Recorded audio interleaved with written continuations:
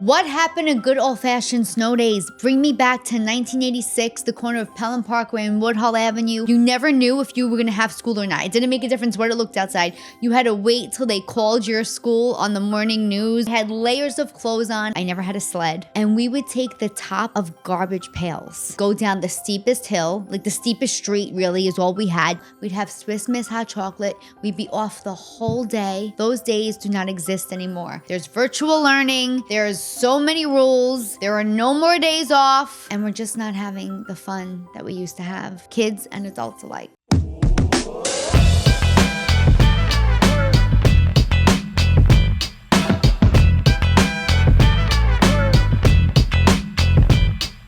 Coffee Talk. Good morning, everybody, and welcome to Coffee Talk. This is Tara Cannistraci. I have my cup of coffee in hand. It's freezing. I have the fireplace on behind me. We had our first snow day, which got me really thinking, what happened to good old-fashioned snow days? Where are they? Why don't they exist anymore? First of all, growing up in the Bronx in the 1980s, I'll never forget, we would jump up. You never knew if you were going to have school or not. It didn't make a difference what it looked outside. You had to wait till they called your school on the morning news, or I remember looking at the bottom of the TV because all these schools would be listed. You'd see if your school was closed. And there was this anticipation of this day off that we were going to get. And it was like a real day off. First of all, I never had a sled. I don't know about you guys, but we would, first of all, lose our minds once we realized there was no school. Kind of did the Home Alone scream. And then we would put on God knows how many different layers, and we would go outside, and I'll never forget, we would go down the steepest hill, the steepest street really is all we had. We didn't have big hills, and we would take the top of garbage pails, okay? No adult supervision anywhere in sight.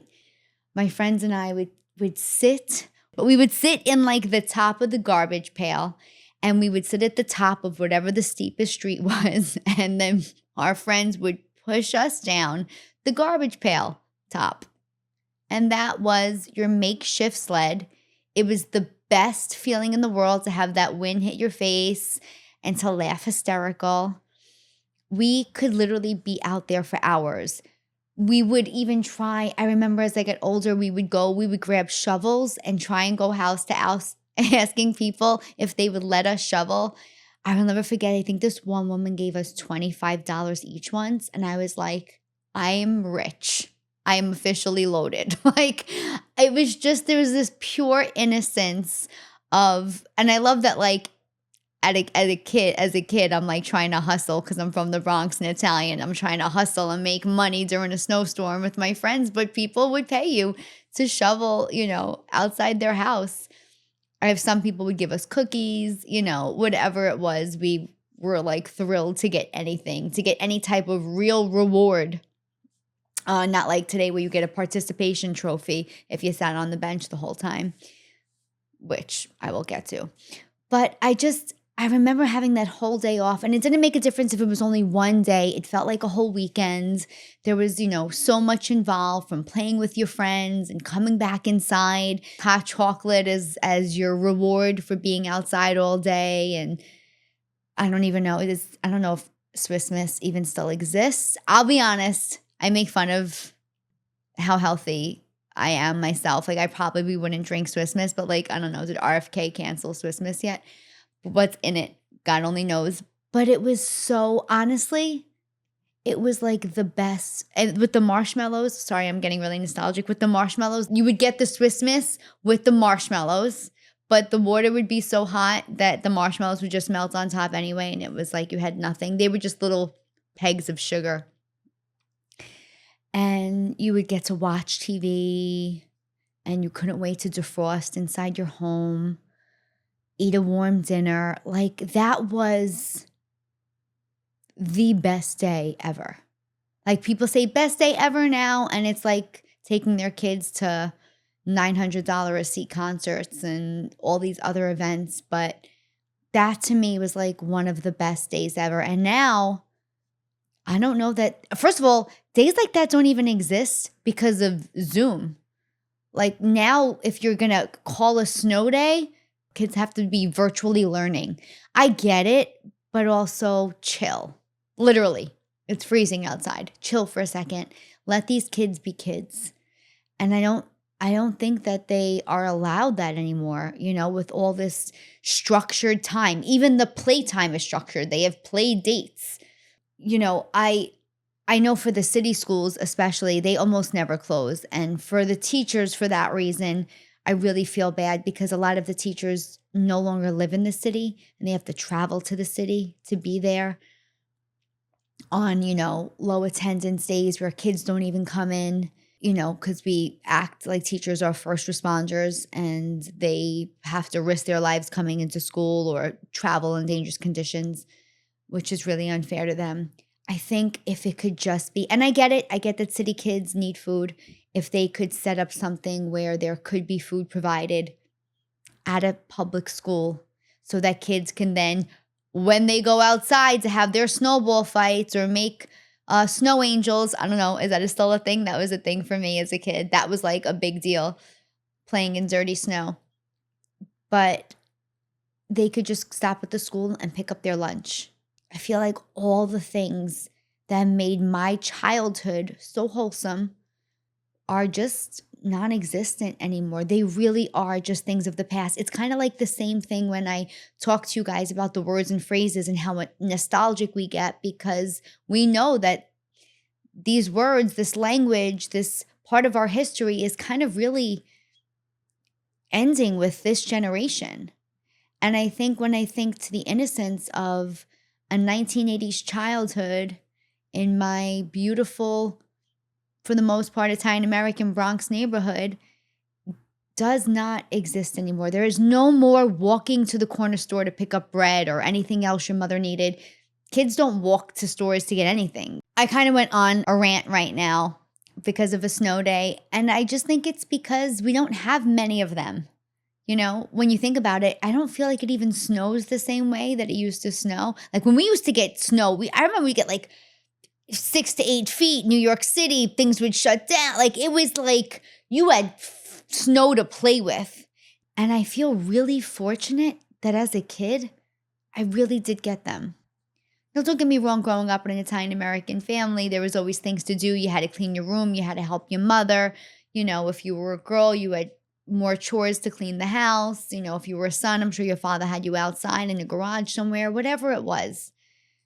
We still had fun. And the fact that I have to remind myself sometimes to have fun at this age when I've put in all this work for all these years is a little sad. So I get it. It's not 1986 on Pelham Parkway and Woodhull Avenue in the Bronx. I probably wouldn't even sit on a top of a garbage can these days because I would overthink how dirty or what diseases there were maybe on it. If I wanted to slide down, I don't know that I would go snow sledding today. But all of that said, bottom line is I miss the old days. I miss kids being kids. I miss not overthinking about everything or overworking all of the time. So if you are an adult listening to this who has a very structured schedule for your children, I get it. It makes you productive. It makes you feel good. But every now and then we all have to reflect and go, where can I be a little less, I guess, rigid, if that's the word. I almost paused in saying it, but I think we all are. And listen, if you're an adult with no children and you run by a really tight schedule like me, you have to remember that the kid in you deserves to have a little fun. And hopefully, this is a reminder to all of us that the kid in us should really never die. So, good morning, good afternoon, good evening, depending on what time you're listening to this. I'm Tara Cannistraci. This was your episode of Cawfee Talk.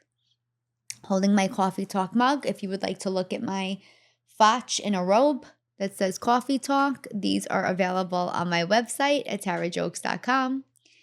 My shows, guys, I am coming to a city near you. This is probably the biggest tour of my career. I'll list the cities for you now. I'm really excited. I just added Chicago and Nashville. I haven't publicly announced those yet because I didn't get the ticket links, but those will be in April. In the meantime, I will be in Niagara Falls, Canada, Avenel, New Jersey. That show is almost sold out. Florida, Boca, Naples, Tampa. I will be in Atlanta, Georgia. I will be in Seattle. I will be in Irvine, California. I will be in Montreal, Toronto, Nashville, Chicago. And I know that that is where I'm going to have fun with you guys. So I hope to see you at a show. I hope to meet you. Reminder, I do meet and greets at every single show. In fact, quick story, in North Carolina, the crowd, you guys, if you're listening to this and you came to that show, you guys were fire. You were straight fire. It was an amazing audience. I ran off stage to go get my cards because I wanted to make sure I got to hand them out to you guys. And when I ran back out, I go, wait, where is everybody? Did anybody leave? And did everybody leave? They go, no, nobody left. Everybody lined up in the showroom to do a meet and greet. And I got to meet every single person that came to the show and hear how you found me or tell me how many times it was that you had seen me perform. And that will never get old. Okay? That will always be something I want to do. So look for tickets, tarajokes.com. Come see me perform and let's meet. Coffee Talk.